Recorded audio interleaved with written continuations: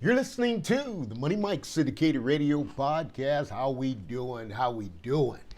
Well, it's been a good day, summertime, nothing like California when the sun is out. I want to talk to you a little bit about Aari McDonald, what's going to be her final decision, how that's going to work out.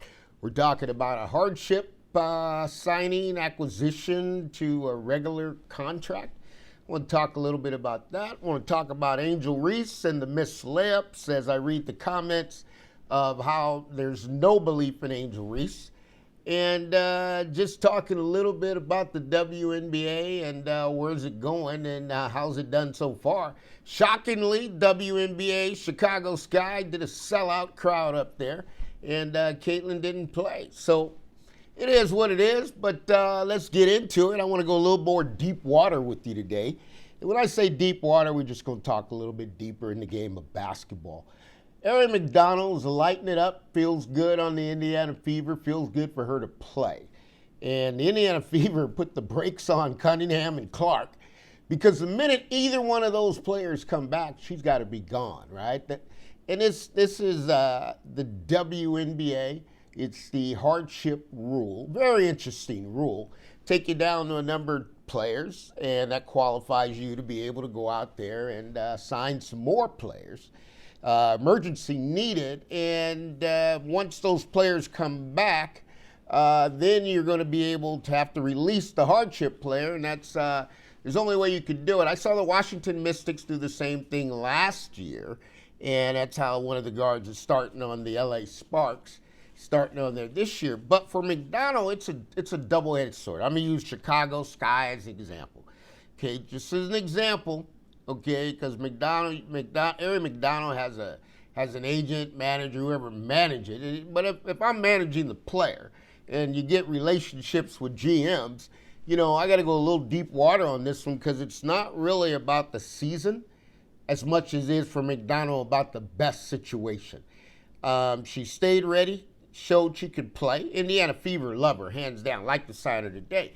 But Indiana Fever got to be cautious here, because you recruited all these players to come play here. Now, what you don't want to do is start showing disloyalty and start picking players over other players who are on your roster and have been there since day one. That's an easy locker room confusion that could happen. Now, when you look at Colson, he's playing good basketball. I mean, tempo can be up, doesn't do what McDonald does, but here's the deal I'm concerned when you say, okay, Indiana Fever, let's sign Aari McDonald. Let's sign her to the rest of the year. Where are you going to get the minutes for? I mean, this is a true question. Where are you going to get the minutes? Let's say you got Caitlin playing 35 minutes. You got Mitchell playing 35 minutes. You got Lexi Hole playing 35 minutes. Where's she going to get the minutes from, right? It's got to be reserved, maybe backup point guard. You'd be perfect. Now, in the WNBA, obviously, you got more teams. And I'm going to use Chicago as an example. Chicago Sky don't have a point guard. So if I'm looking at that and I'm saying, okay, that's a nice move by Indiana Fever. That's a good pickup, President Kelly. Why don't you come to the Chicago Sky and just be our starter? See, because you're going to be on the Indiana Fever, you may play just 15 minutes a game, 10 minutes, you don't know. Over here, we're going to let you play 30 minutes a game, get your career locked in, and if everything goes good, we'll give you a bigger contract next year. That's what you're looking at. And I wanted to say that from the fan perspective. I want to go a little deep water because when you get to the league and everybody in the league, whether you're in the NBA or the WNBA, you're a generational talent, generational player. It's only 430 guys in the NBA, and it's only, 160 players in the WNBA, right? So at the end of the day, of all the population of the world, you're here. You made it. But at the same time, a lot of people go into a situation that ends up being a bad situation, like I talked to you guys about Elijah James over there in Dallas. That's a bad situation for her. You got 4 guards ahead of her. Eureka. You got another rookie. Twins they signed. You got Paige Buchers who are trying to make a point. So her being buried on that bench, that's called a bad situation. Could she go somewhere else and be in a good situation like Golden State, Vacaris, right? Or go down there with the Sparks, or go somewhere else. Connecticut would play alongside Rivers, that he can tandem those two together, and she can get her minutes. She's playing DMPs in less than 5 minutes a game for Connecticut. So you got to look at that with Aari, right? You got to look at that, and you got to say, whatever decision she makes, Indiana Fever, you retain her, congratulations. I don't have any qualms with it at all. I just know as a player, dealing with NBA agent, my cousin's an agent, one of the things I'll tell you is we talk all the time, whether it's NIL deals, who's signing for this much money. You got to be in the right situation to continue your career, and I think that's where she may be thinking a deeper thought. While it may be fun right now up in Indiana, when you look at the long term, was Indiana were somewhere I can go be a starter, right? Because you're not going to start over Caitlin Clark, and you're not going to start over Kelsey Mitchell. So you got to put all that into consideration. But if you walk across the street, Chicago Sky, you start point guard playing 30 minutes a game. This is the Money Mike Syndicated Radio Podcast. I'm going to tell you this. Angel Reese, missing layups. No one thinks she's getting better. And I want to go and say, how can that possibly be? Because last year, I saw Lexi Hull miss more layups than anybody else in the WNBA. I mean, just blowing point-blank layups, right? But the Unrivaled fixed that for Lexi, and Lexi came back a better player, much more improved. From last year to this year, Angel Reese is still not completing those layups, playing a completely different position, playing the point through, handling the ball, directing traffic, expanded her game from the little bitty paint that you have, right, that little 15 square triangle area. She's all the way out on the perimeter, and she's calling plays and directing traffic. So my question is this, and I love both players. I love Caitlin. I really love Caitlin because she's point guard. And I love Angel Reese, right? So here's my question. What's the difference? I'm going to ask the fans tonight, because you guys have been saying, man, this guy's going nuts. What's the difference between Angel Reese going out and missing 7 layups a night, or Caitlin Clark going out and getting 7 to 10 turnovers a night, right? Angel Reese go out and miss 10 layups. Caitlin Clark goes out there and turns the ball over 10. But really, folks, what's the difference? Let's take it to the deep water, and I want to hear from you, because here's the deal. Players get better as they trend, and when you develop them and you see the whole entire package, right? Everybody has children. I've got 2 of my own, right? My daughter just graduated Shaw University. So the bigness for me is you're going to train them up, but now there really isn't no difference. The 2 players, Angel gets a lot of negative attention because they want her to stay in that layup mode, because that's what they can build character on. I told you, she's like Wilt Chamberlain out there. She's getting it done, right? So you got to look at that, because one doesn't outdo the other. Would I rather have the rebounds over the turnovers? And this is where I go right back to Stephanie White, and I go back to Chrissy Sire. Man, they over there, they nuts, right? I got a player that can turn the ball over 10 times and win the ball game, right? But in the end of the game, you taking her out, man, you should never. I would ride till the wheels come off with Caitlin.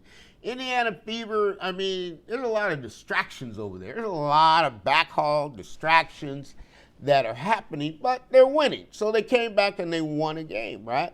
Chicago Sky got blew out, right? Angel Reese is giving her hardest. People say, well, why would you want 5 Angel Reeses? Because you got to have a motor to play this game. You got to play this game for 40 minutes. I saw Angel Reese play the game for 40 minutes. Is there a game where she wants it to be? Is it perfected? No. But is she working on it? Yes.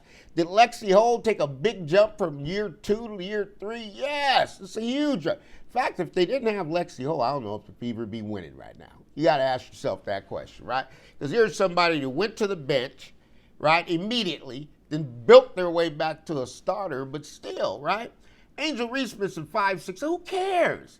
Who cares? If that's what you're holding on to, it used to be you were holding on that they're not going to sell any tickets in Chicago. Well, they do. The WNBA is going to keep on rocking and rolling because there's so much talent. But Angel Reese is going to be a great player. And I don't know why people don't see that, because first thing you got to have is the athletic ability to be a great player. Caitlin Clark has athletic ability.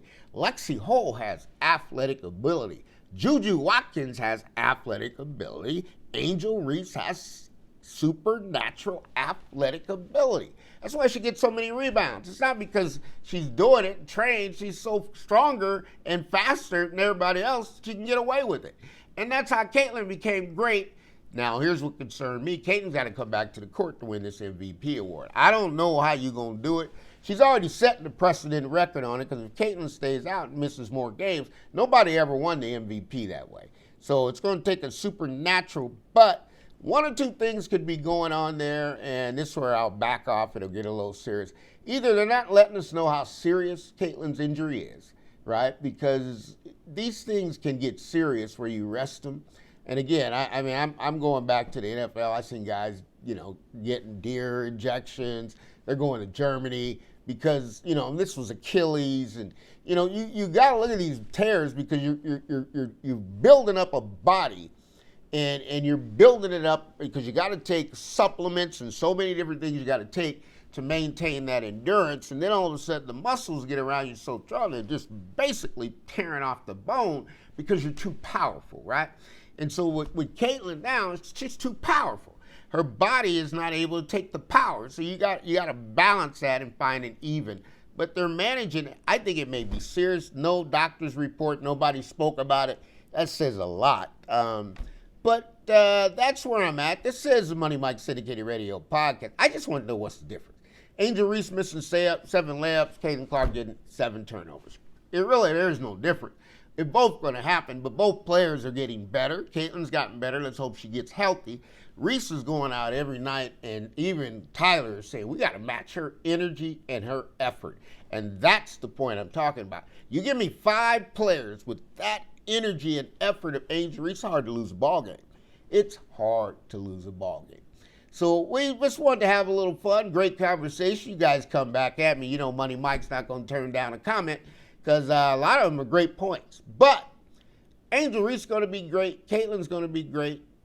And the WNBA is going to be fantastic. This is the Money Mike Syndicated Radio podcast. We're coming to you under the umbrella of Too Hot Radio. We're having a good time. It's summertime, a little bit warmer. These lights are lighting me up. But I promise you this, we'll get better and better. We'll go higher and higher. WNBA's lighting up. I don't know who's going to win a championship this year. Whoever stays the healthiest will be the ones that win. And you remember this, all things are possible to those who believe.